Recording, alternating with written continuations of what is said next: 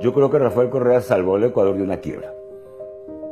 Llegó en el momento preciso. Rafael Correa es un fenómeno político y encarna todo lo que ha sido, es y podría ser la Revolución Ciudadana. Pero nunca ha habido tanto respaldo en 200 años de vida republicana por una opción política y por una persona durante tanto tiempo de manera sostenida.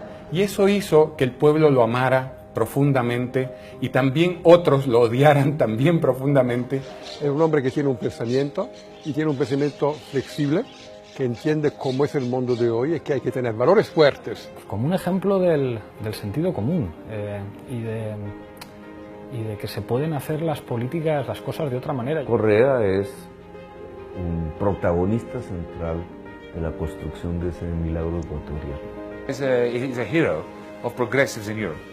Make no mistake of this. President Correa is trying to fight for a model of economic justice and fairness. Porque irradia valores, irradia entusiasmo y sobre todo una gran honestidad frente a lo que ha propuesto y a lo que ha hecho. El líder, el guerrero, el buen amigo, el que es duro también en la confrontación, pero que es sensible frente a la realidad social. Y dentro de eso creo que va a haber algún periodo en que lo vamos a extrañar. No tengo duda cómo lo van a recordar dentro de 20, 25 años. Va a ser de las figuras más grandes de la historia de Ecuador. ¡Que viva Ecuador! ¡Que viva nuestra Revolución Ciudadana! Y hasta la victoria siempre, compañeros. Sigo sin dormir una noche más. Tengo un sentimiento, todo va a estar bien. Porque sé lo que has hecho por mí y por la gente. Somos humanos, ¿qué más puedo decir? Todo tiene su fin, pero siempre estarás aquí, aquí. Oh, oh, aunque te vas, nunca te voy a olvidar. Oh, oh, nunca te voy a olvidar.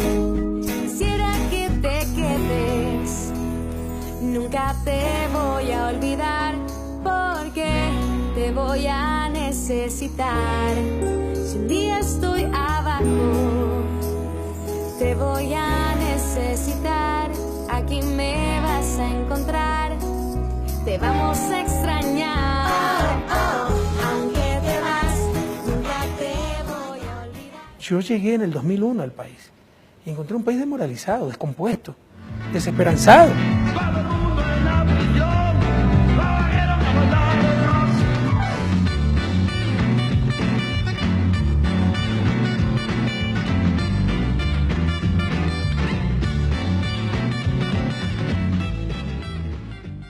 Una frustración al ver lo que estaba pasando en el país, cómo se daban las medidas absolutamente equivocadas, no en función del bien común, no en función de la necesidad del país, sino en función de los grupos de interés, de los banqueros, de la politiquería, de la burocracia del Banco Central, de las burocracias internacionales.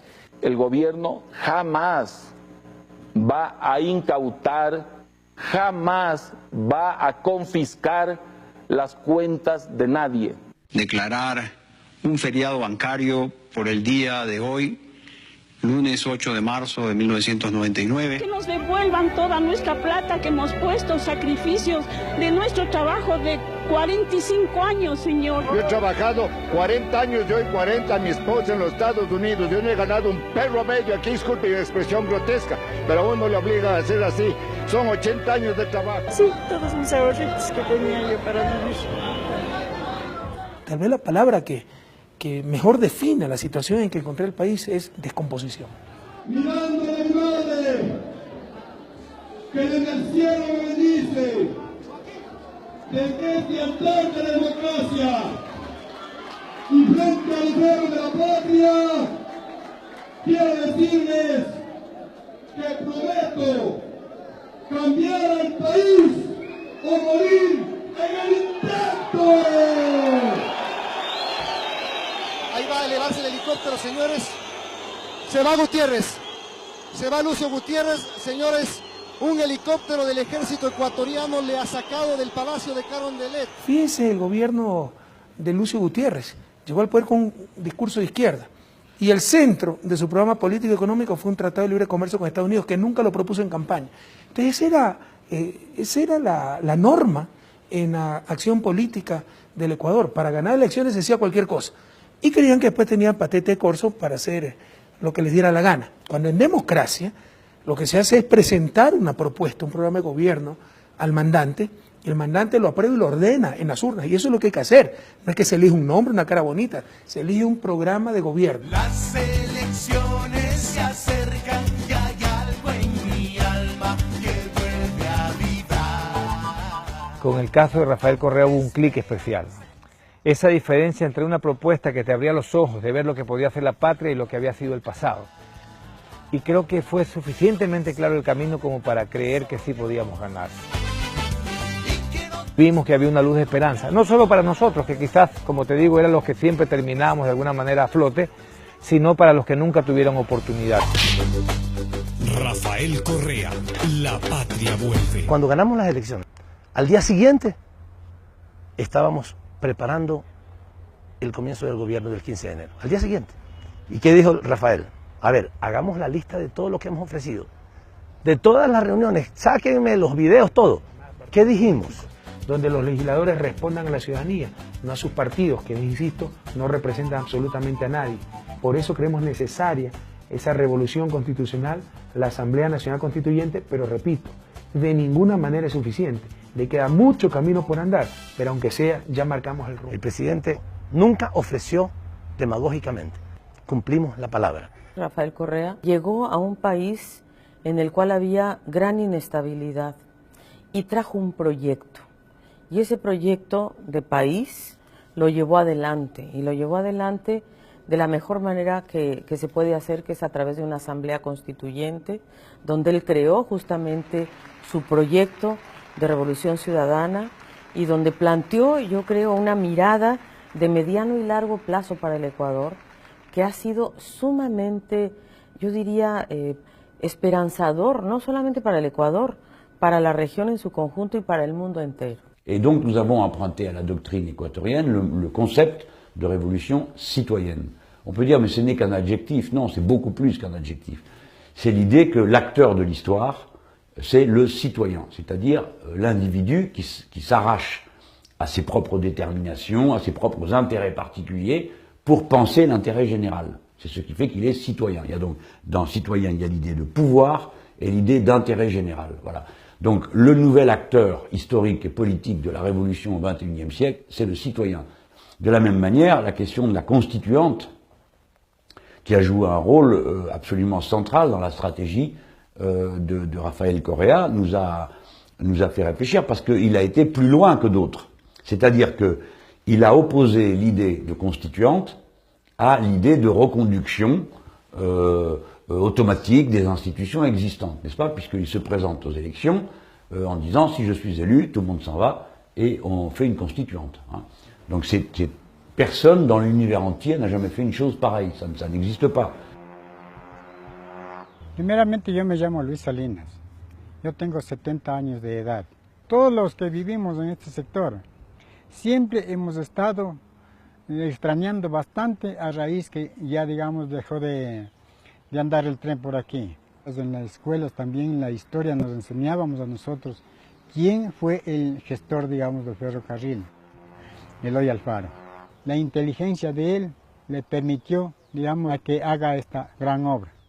Pero siempre hemos vivido con la esperanza que algún día ha de haber alguien, algún gobierno que verdaderamente se interese por rehabilitar esta obra tan grande que fue. Eso es.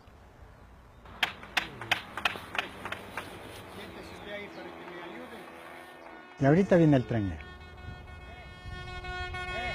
Ya viene el tren. Sí, ahorita. El tren viene, mija. ¡Qué bueno! ¡Qué vino!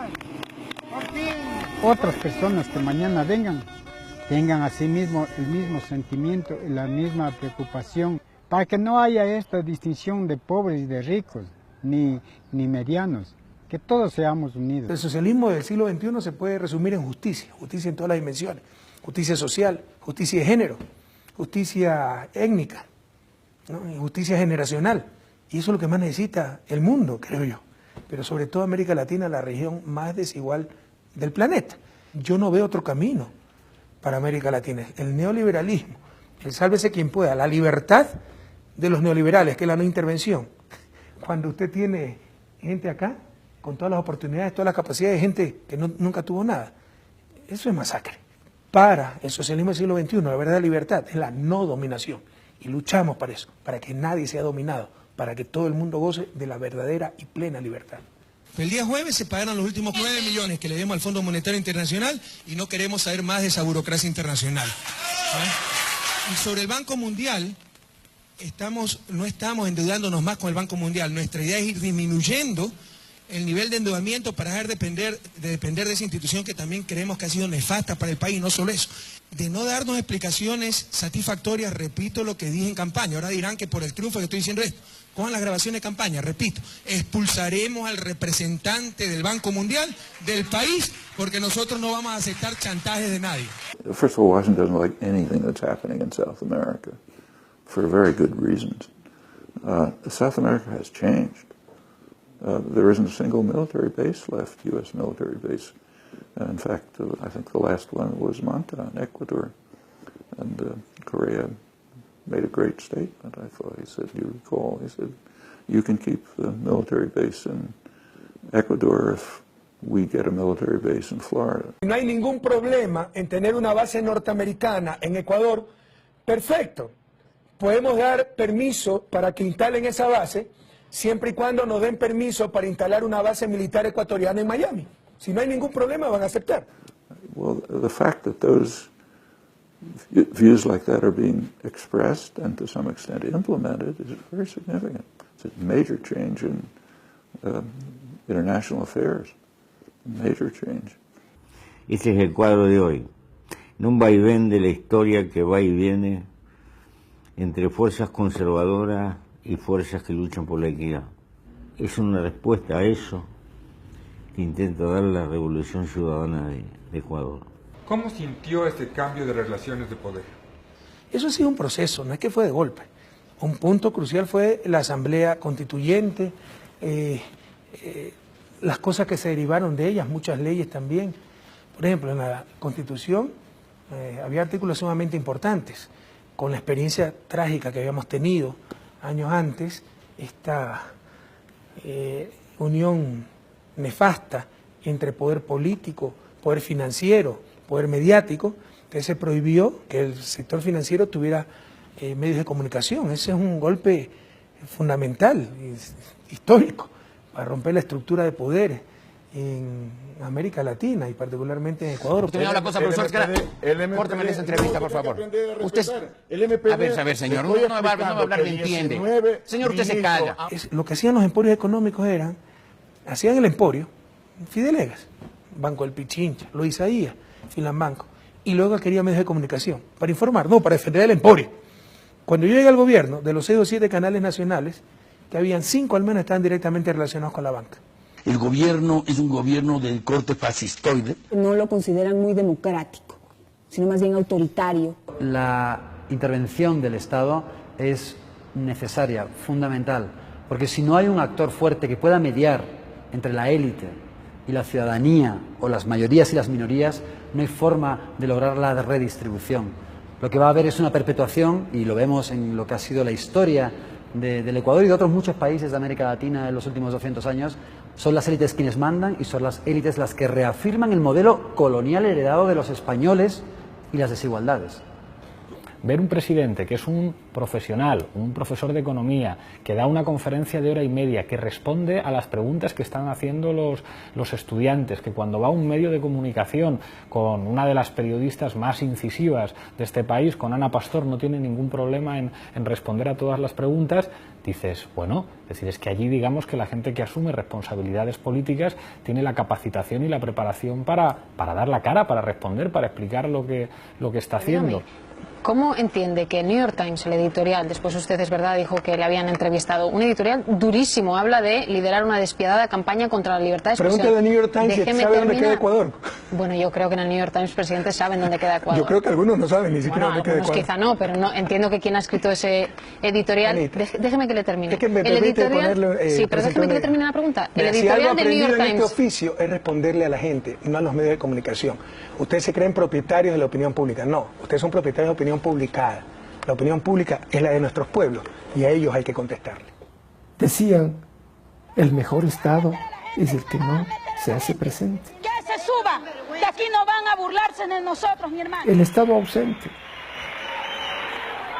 Y entonces, regiones sin comunicaciones, sin carreteras, sin servicios públicos. A Correa le tocó lidiar con la realidad del país, la realidad de cómo es la gente, la realidad de cómo es un funcionario, la realidad de cómo es un burócrata, la realidad de un ministro que le miente, la realidad de una secretaria inoperante, cualquiera de esas cosas.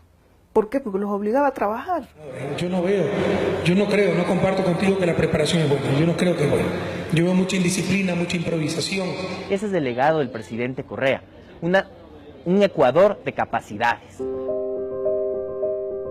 O sea, podemos hablar de las infraestructuras, de la electricidad, del agua potable, de los puertos, aeropuertos, carreteras. Todo eso es indispensable para la producción, todo eso es indispensable para el comercio. Y que además ha modernizado las instituciones públicas que generalmente se las veía como lo peor que podía haber.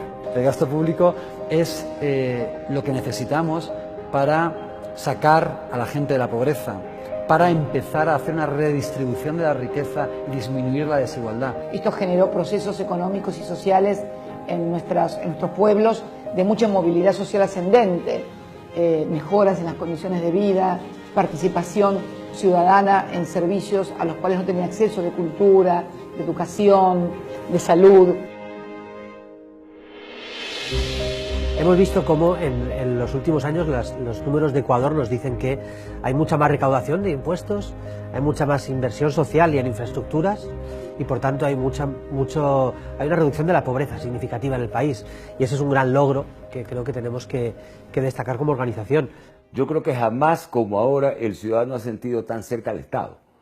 Yo creo que jamás como ahora el Estado tiene educación, tiene salud, tiene viabilidad. Eso por un lado. Y por otro lado, otra transformación importante, el espíritu del ecuatoriano. Es otro. Se siente valorado, se siente soberano, se siente libre, se siente empoderado en sus derechos, que eso es lo fundamental. Como economista entiendo bastante bien la importancia de la infraestructura para el desarrollo. Entonces, hoy hablan todos de inversión extranjera, que no ha venido en este gobierno. ¿Cuándo ha venido inversión extranjera al país? Les pregunta, ¿no? Y que el desarrollo industrial, creen que eso se decreta. Para que haya inversión extranjera, para que haya desarrollo industrial, debe haber infraestructura para poder sacar los productos por las redes viales.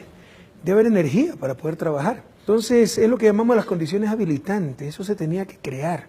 No existía en el país. Son otros cambios radicales. Teníamos los peores sistemas viales de la región, ahora tenemos el mejor. En estos años nosotros hemos invertido cerca de $70.000 millones en todos los sectores. Hay inversión social, que es complicada a nivel financiero, porque el retorno es a largo plazo y no en términos monetarios. O sea, hay mucha inversión donde el que gasta es el Estado, pero recupera a la ciudadanía. Entonces, esta inversión, incluso la productiva, como el caso de carreteras, pero sobre todo la social, educación, salud, es altamente costosa. Un nuevo hospital, una nueva unidad del milenio, pero usted no recupera financieramente eso, ¿ya? Entonces, es duro hacer esa clase de inversiones, pero necesario también. Ya estamos viendo los frutos de esa inversión. Por ejemplo, la UNESCO estableció que el sistema educativo que más avanza en la región es el sistema ecuatoriano. Ahí puede haber muchísimos estudios de caso. Es una cosa que más me emociona cuando voy a visitar un poblado, camino por las calles, cuando alguien se me acerca y equivocadamente dice: presidente, gracias a usted estoy vivo, o mi madre, gracias a usted se salvó porque le pudieron hacer el trasplante, porque la atendieron gratuitamente. No es gracias a mí, es gracias al pueblo ecuatoriano, pero es verdad que antes esa persona se hubiera muerto. Desde fuera se ve primero a Ecuador como un país bien administrado, un país que ha sido bien administrado a lo largo de estos años. Lo digo en todos los sentidos de la palabra, tanto en el sentido material, es decir, es un país, son gobiernos que han realizado grandes transformaciones desde el punto de vista material, por ejemplo en Ecuador en términos de infraestructuras, de construcción de escuelas, de universidades, de hospitales, de dispensarios, etcétera, en creación de empleo. No cabe duda que desde ese punto de vista la reestructuración del país ha sido espectacular, de lo más espectacular que se puede ver a escala internacional. Hay como un milagro Todo esto son éxitos muy importantes.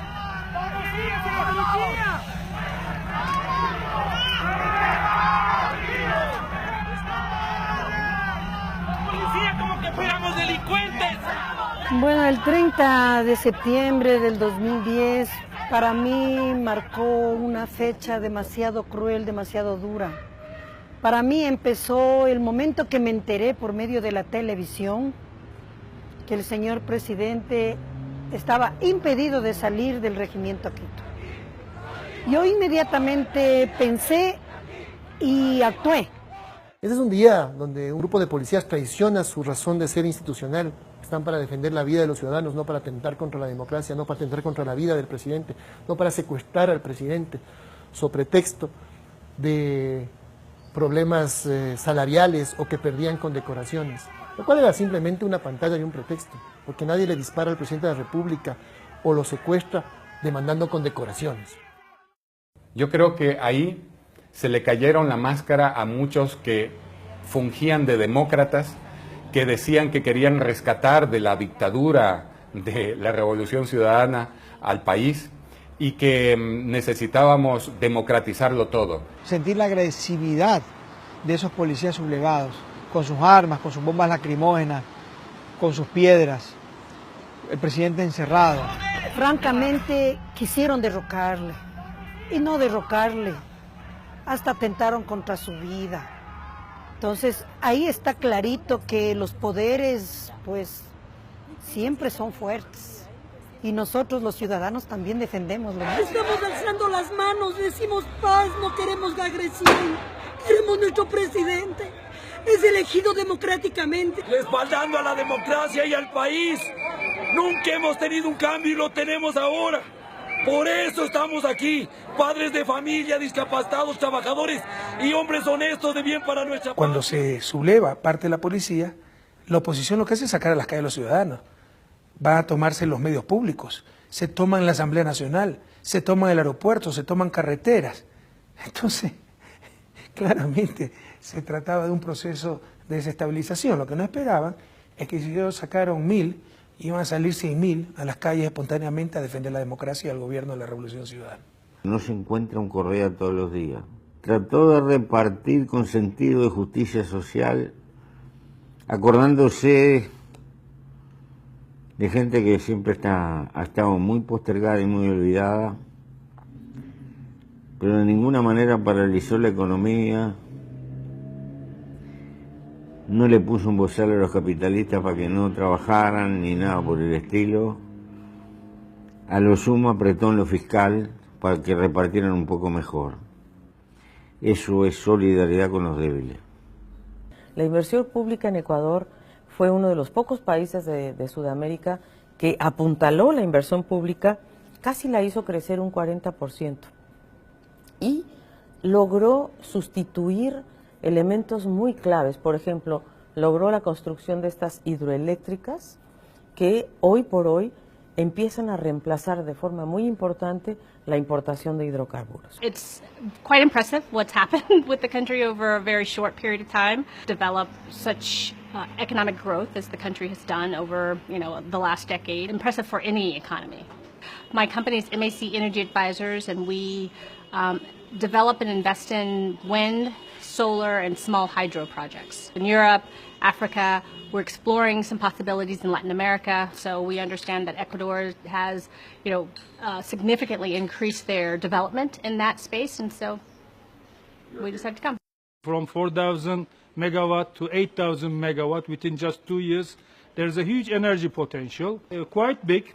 I think it's a successful project. So we said that, okay, we have to go because there is a developing country and there is a success story. I came here just to observe this success story on the site. Ecuador sigue siendo un país que atrae inversión extranjera, aunque muchos dicen no, porque la inversión no tiene confianza. No, la inversión extranjera tiene confianza. The success of Ecuadorian macroeconomic policy jumps straight out of the statistics of the last few years. Think about it. Ecuador does not have its own currency. It does not have a capacity to devalue during bad times. And yet, since 2008, it has received three massive shocks. The great financial crisis of 2008, the fantastic drop in the price of oil, and the earthquake. El terremoto en Manabí, nosotros tuvimos el privilegio de poder apoyar y ayudar al gobierno en la evaluación de los daños. Y efectivamente costó más de 3.000 millones de dólares. Creo que Ecuador ha hecho un trabajo espectacular en la reconstrucción y en la, yo diría, en la restauración, no solamente de la parte física o de la infraestructura, sino yo diría del tejido social, que fue también una parte muy impactada y movió, yo diría, conciencias y corazones para apoyar en esa reconstrucción. O sea, fue un acto de solidaridad, además nacional. Tuvimos eventos naturales durísimos. El terremoto de casi 8 en escala Richter, es la mayor tragedia de los últimos 70 años. Solo el terremoto nos hizo decrecer 0.7%. Pese a ello, ya desde el segundo y tercer trimestre hemos recuperado el crecimiento con respecto al trimestre anterior, un nivel de inversión, de capacidad del sector público, de inversión pública, que superó la meta.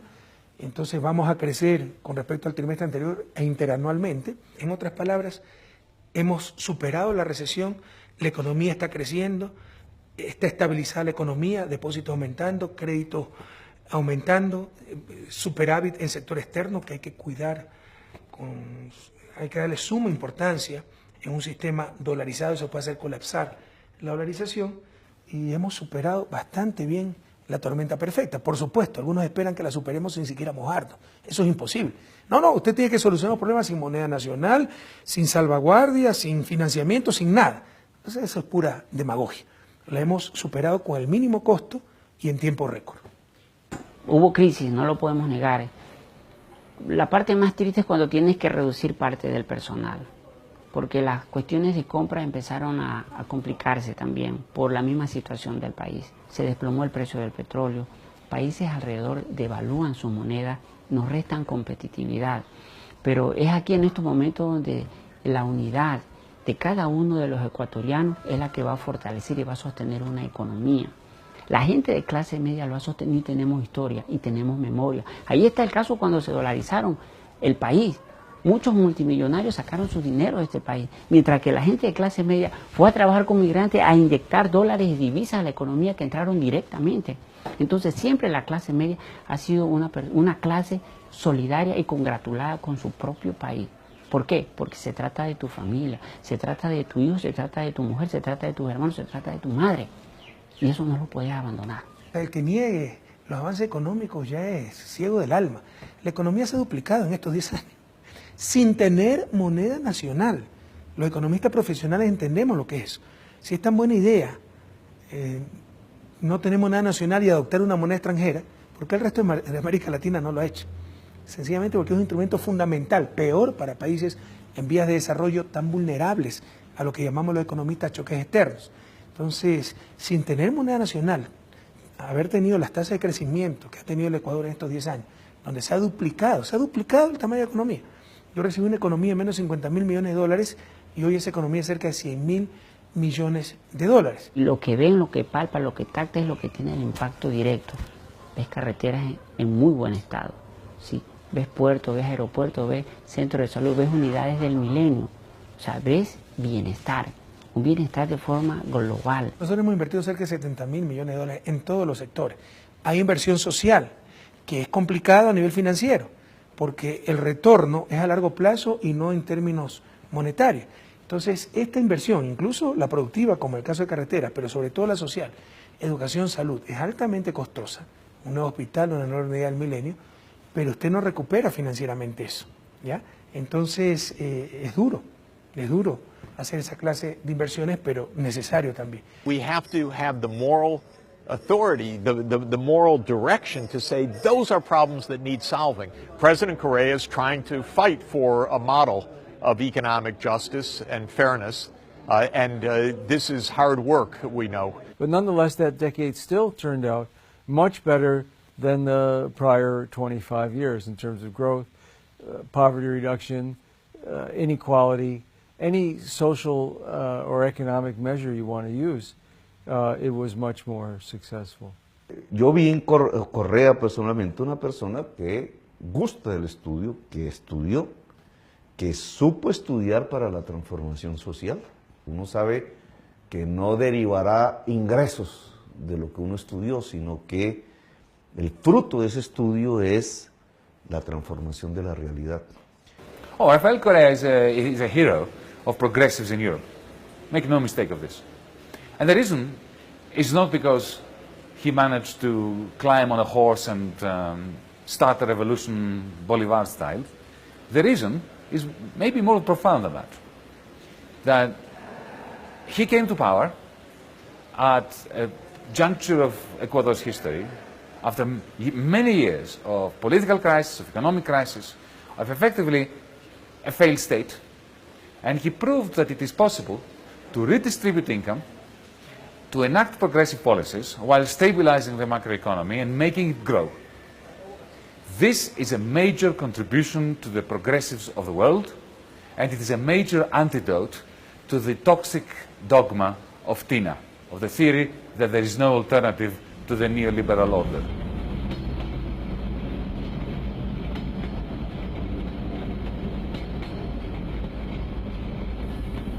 Yo creo que hay progresos irreversibles, que se han logrado adquirir, aprehender derechos que eran una deuda desde el inicio del camino y la andadura republicana y la emancipación del Ecuador como país, que son por primera vez una realidad. Y eso va a ser muy difícil cambiarlo. Él fue como una especie de lupa, que las cosas pequeñitas, escondidas, ocultas, nosotros las comenzamos a ver. Y cuando la oposición habla de caudillos, es porque este no es el suyo. Que si lo fuera, como lo fue Velasco, como lo fue Febres Cordero, aplaudirían. Y se enorgullecerían de tener un caudillo así. Esos gabinetes, tener un presidente con sus ministros encerrado en Quito, sino en cada rincón, en cada cantón de la patria. Pero como este caudillo está al servicio del pueblo y es además un gobernante democrático y es además un intelectual que resuelve problemas, que proyecta políticas que alcanzan eco internacional, entonces no le agrada a la derecha. La polarización no viene del gobierno de la Revolución Ciudadana ni de las acciones del presidente Rafael Correa. Vienen por el hecho de que previamente existía ya una sociedad con inequidad y polarizada de manera absoluta en la concentración de la riqueza en una élite y la distribución de esa riqueza en una amplia gama social, pero en condiciones de miseria, pobreza, flexibilidad laboral. Al descubrirse y transparentarse eso con el gobierno de Rafael Correa, recordemos muy bien que las resistencias y reacciones provienen de esas élites económicas y políticas tradicionales. Yo creo que hay cosas irreversibles, que la propia ciudadanía no permitirá que haya marcha atrás, pero no se permitirá que se vuelva al pasado, ¿no? Hay cosas que no podrán envolver las carreteras y llevárselas, no podrán empaquetar las hidroeléctricas y desaparecerlas, ¿no? Hay cosas que ya cambiaron, e incluso en el estilo de gobernar, ¿no? No podrán seguir gobernando a espaldas del pueblo ecuatoriano encerrado entre cuatro paredes, tendrán que dar rendición de cuentas, tendrán que visitar todos los rincones de la patria. Hay cosas de las cuales el pueblo ecuatoriano está empoderado, están integradas en el alma popular y el país nuestros ciudadanos no permitirán que el país vuelva al pasado. Te voy a olvidar porque te voy a necesitar. En mi criterio, el presidente Correa va a pasar a la historia con estos 10 años de Revolución Ciudadana, conjuntamente con lo que fue la Revolución Juliana, conjuntamente con lo que fue Eloy Alfaro. Entonces, es uno de los grandes personajes de nuestra historia.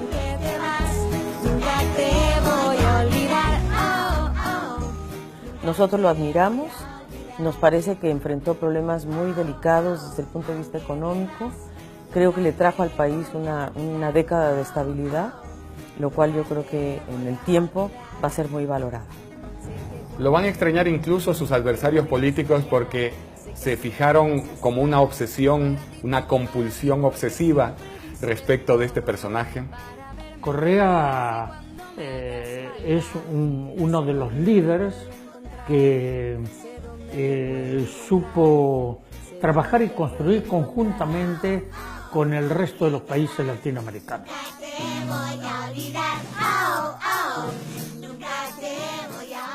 Como historiador, prefiero señalar que se le recordará al presidente Rafael Correa como el líder que encabezó la Revolución Ciudadana en la fase de construcción de una nueva sociedad y que afirmó esa construcción sobre la base de un gran respaldo de sectores progresistas y democráticos de la sociedad ecuatoriana.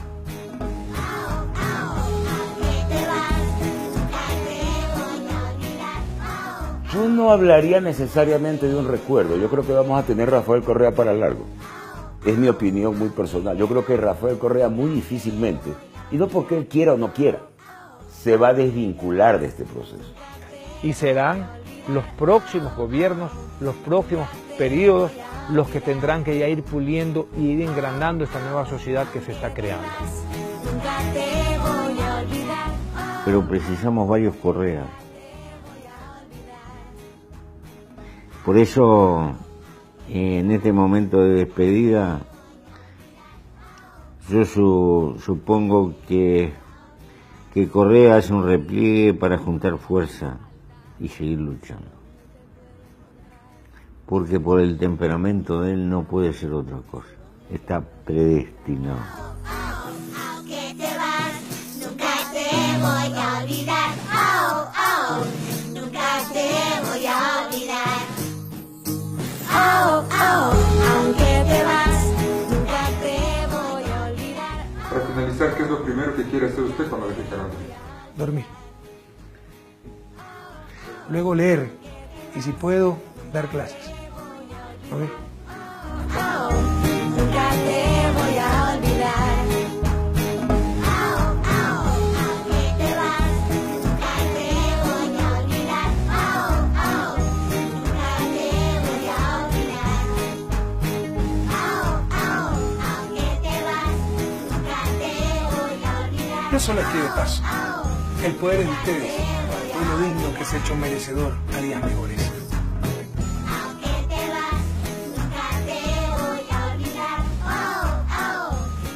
Muchas gracias, compatriotas, y hasta la victoria siempre.